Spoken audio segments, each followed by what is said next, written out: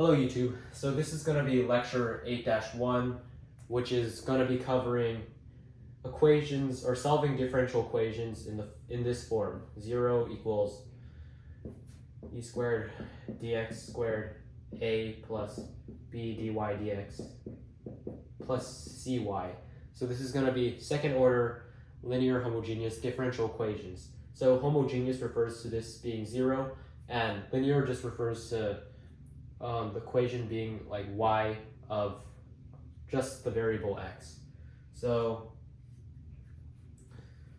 or like the pattern that I described in one of the earlier lectures. So how do we solve this? Well, actually, I think I made a video on this a while ago covering the exact same topic, but I wanted to make a new video that would be a little better just for continuity in this YouTube series. So there are multiple different forms that this differential equation can take, and without further ado, let's just get into it. So we can turn this differential equation into its characteristic equation. So we get ar squared plus br plus c equals 0. This is the characteristic differential equation where the order of the term matches up with the power of the r. So here what we're gonna do is we're gonna solve for r here. So we have this.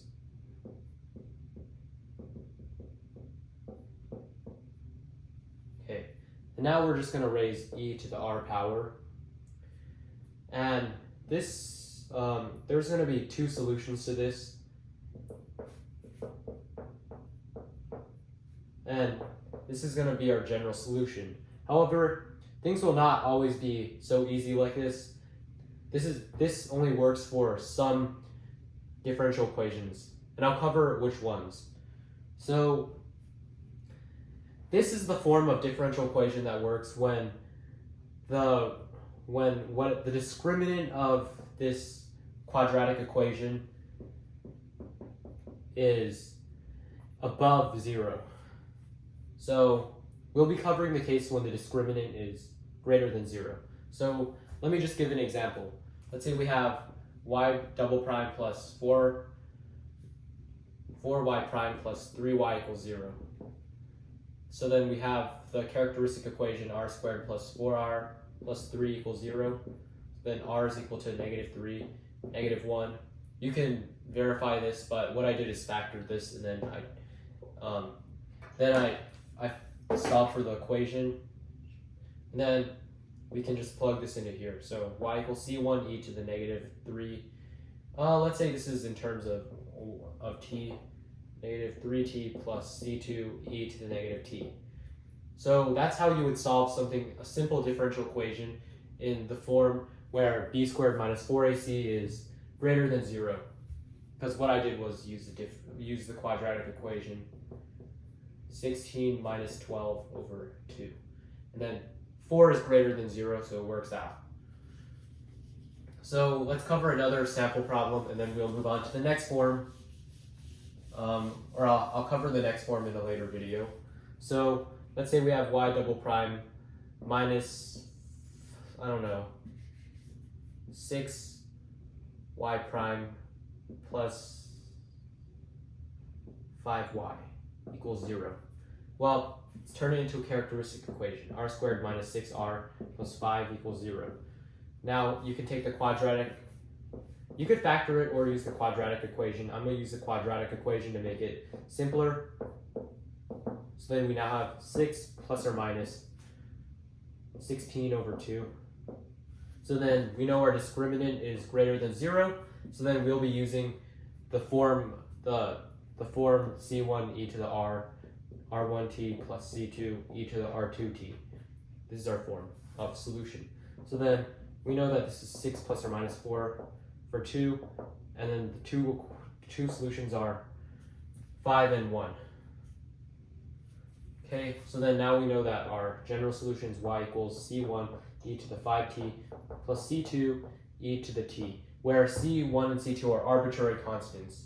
You could plug any number, any integer number into here. Sorry, not any integer, any number into c1 and c2, plug it back in the differential equation, and it will work out.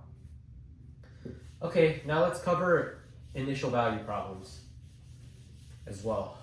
So let's say we wanted to solve the equation y double prime plus 8y prime plus 15y equals 0, where y of 0 is equal to 9. Okay, let's solve this. So characteristic equation r squared plus 8r plus 15 equals 0. You can factor it, I guess. You can use the quadratic equation or factor it. Basically, as long as both roots are real, then you know that the discriminant is going to be positive. So we have these, and since they're both real, they can go in the form of the simple form that I covered earlier. So this is going to be, the general solution is going to be y equals c1 e to the negative 5t plus c2 e to the negative 3t. Now we must solve for the initial value problem. So we know that y0 is equal to 9. So y0 is equal to c1 plus c2 is equal to 9. Oh wait, sorry. To make an initial value problem, you need a second condition to be able to solve. So let's just say that y prime of 0 is equal to 3. So then we'll say y prime of x, or sorry, y prime of t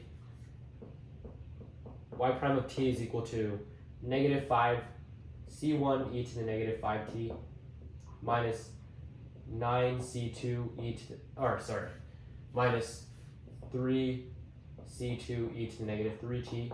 So then y prime of 0 is equal to negative 5 c1 minus 3 c2. That's equal to 3. Now we have a system of equations where we have c1 plus c2 equals 9, negative 5 c1 minus 3 c2 is equal to 3. We can solve it. So let's just multiply both sides by 3 for the first equation. So we now have 3c1 plus 3c2 equals 27. Now we add these two up, so we get negative 2c1 equals 30. Then c1 equals negative 15. c2, we know that negative 15 plus c2 is equal to 9. So c2 equals 24. So then we can plug these quantities into our general solution. We get y equals negative 15 e to the negative 5t plus 24 e to the negative 3t. That's our that's our specific solution given these initial values. Okay, I covered initial values and the simple form for the quadratic or for the characteristic equation. That's enough for this video. I'll cover the cases where the determinant is 0 and less than 0 in another video. Thank you.